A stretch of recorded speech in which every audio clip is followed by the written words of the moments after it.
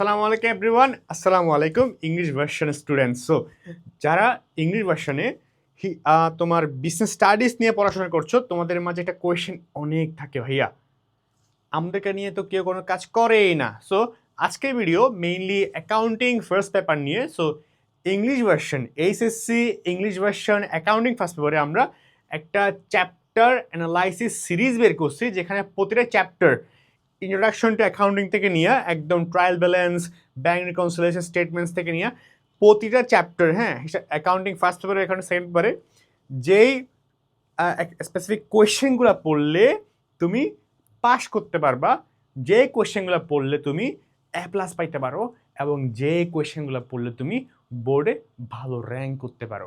So English version students, আজকের ক্লাসটা হবে মেইনলি কি নিয়ে, চ্যাপ্টার সিরিজের ইন্ট্রোডাকশন টু অ্যাকাউন্টিং। সো আমি এখানে মেইনলি এই অধ্যায়ে দেখো অনেক অনেক পড়াশোনা আছে, অনেক অনেক জিনিসপাতি, তার উপর ইংলিশে আছে। সো ইংলিশে আছে এমনিতেই মাথাটা খারাপ তোমাদের, আই গেস নাও হতে পারে, বিকজ তুমি অনেক বাচ্চাকাল থেকে হয়তো পড়ে আসতেছো ইংলিশ ভার্সনে। সো ইংলিশ তোমার জন্য অনেক ইজি। সো বাট অ্যাকাউন্টিংয়ের মধ্যে একটা চ্যাপ্টারে সব পড়া লাগে না, স্পেসিফিক কিছু কোয়েশ্চেন পড়া লাগে, যে কোয়েশ্চেনগুলো পড়লে তোমার অ্যাডমিশন এবং এইচএসসি দুটাই কভার। সো এই অধ্যায় থেকে ঠিক কোন কোয়েশ্চেনগুলো পড়লে তোমার সবগুলো কভার হবে আমরা এটা জানবো।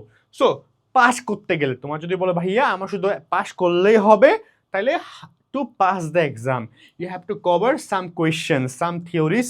ওকে, সো তুমি কি কি পড়বা পাস করতে, টু পাস দ্য এক্সাম, মানে এবার দিয়ে দিটা to pass the exam. So প্রথমে তুমি ডেফিনেশন অফ অ্যাকাউন্টিং, যারা 9-10-এ ইন্টারমিডিয়েটে তোমার কি ছিল না, বিজনেস স্টাডিজ ছিল না, বাট ইন্টারমিডিয়েট এসে বিজনেস স্টাডি নিছো, সো তোমাদের জন্য এটা ইম্পর্টেন্ট। যারা আমার মতো ফাঁকিবাজি করছো, আর যদি আমি Bangla version but I got 98/100 এবং ইংলিশ ভার্সনের প্রচুর স্টুডেন্ট পড়ার অভিজ্ঞতা থেকে বলতেছি, ডেফিনেশন অফ অ্যাকাউন্টিং, অ্যাকাউন্টিং কি সেটা বোঝার ট্রাই করো, ডেফিনেশনটা জানো।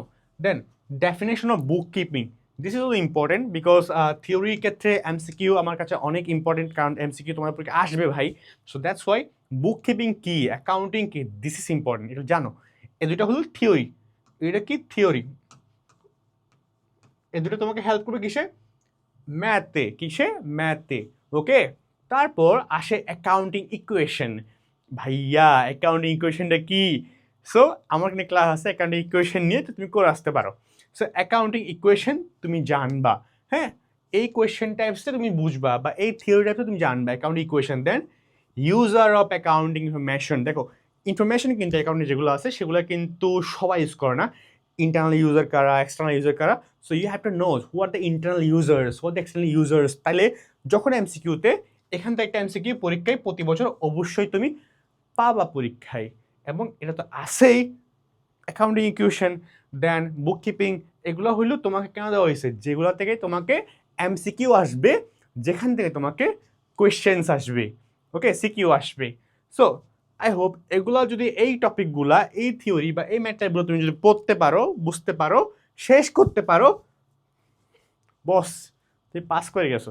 সো এবার হইলো ভাইয়া আমি আসলে A+ পাইতে চাই অ্যাকাউন্টিংয়ের মধ্যে, তাহলে A+ পাবো কিভাবে? তাহলে ফর A+ প্রিপারেশন, যারা A+ পাইতে চাই আমরা আমরা করবো কি, আরও কিছু কভার আর টপিক কভার করব। কি প্রথমটা দেখো কোন ম্যাথগুলো তুমি করবে, এখন ম্যাথে চলে আসবে, এখন থিওরি, স্পেসিফিক থিওরি চলে আসবে। কিন্তু দেখো তুমি মডার্ন এবং ট্রেডিশনাল মেথডের অ্যাকাউন্টিংয়ের উপর ডিফারেন্সটা তুমি বুঝবা, what is modern accounting and what is traditional accounting.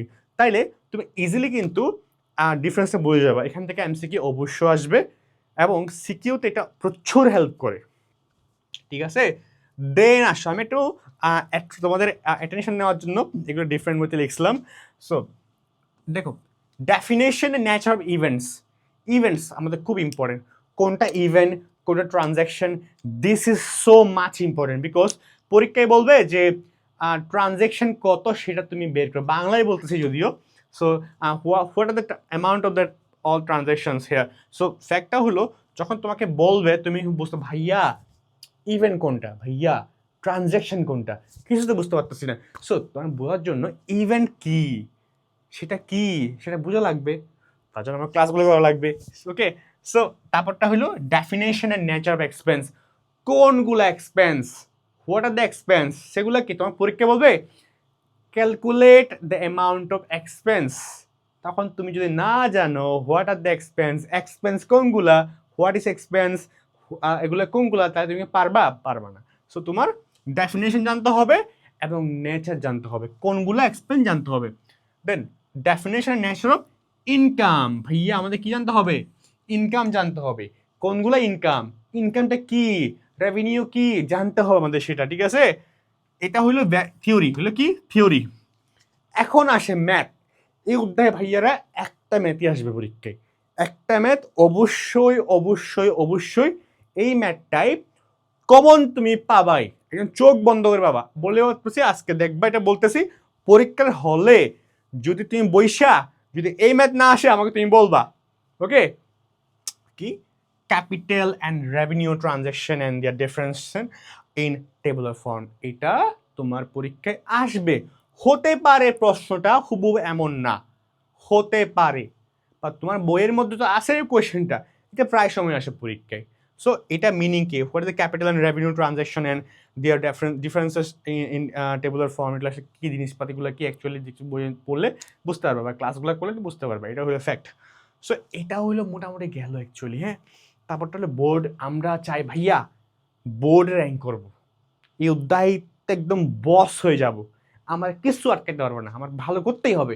তখন এসব মাইন্ডসেট যেসব মানুষজন আছে তারা একটু পাগলা টাইপসের হয়, তারা আসলে কোনো কিছু ভয় পায় না, ভাইয়া অ্যাচিভ করতে হবে।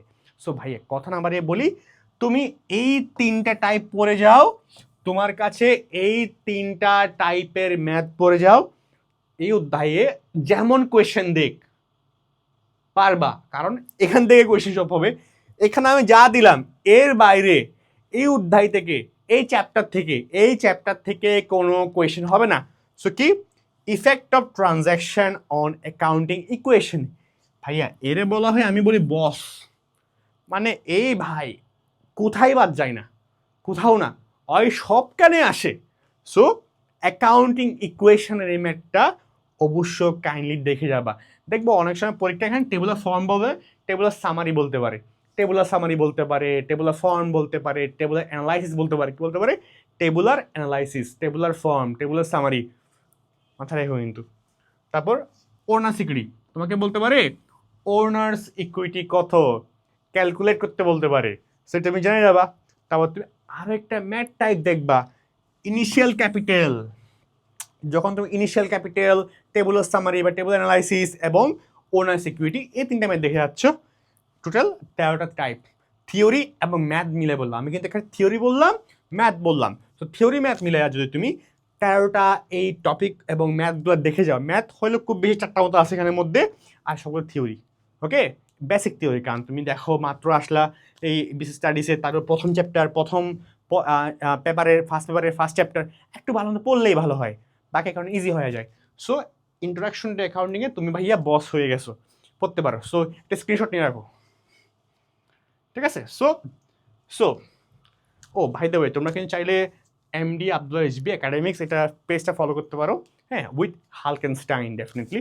সো সো কথা হইলো, সো এটাই আজকের ভিডিও পর্যন্তই। আই হোপ আমি যে থিওরি বললাম, আমি যে ম্যাথ বললাম, এগুলো পড়লে এই chapter complete. So English version students, তুমি তোমার ফ্রেন্ডদেরকে কী করো, যে মেনশন করো, শেয়ার করো, এবং ডেফিনেটলি ভাইয়া নেক্সট চ্যাপ্টারগুলো লাগবে কিনা বলো, তাইলে কিন্তু ভিডিও বানাবো, ওকে।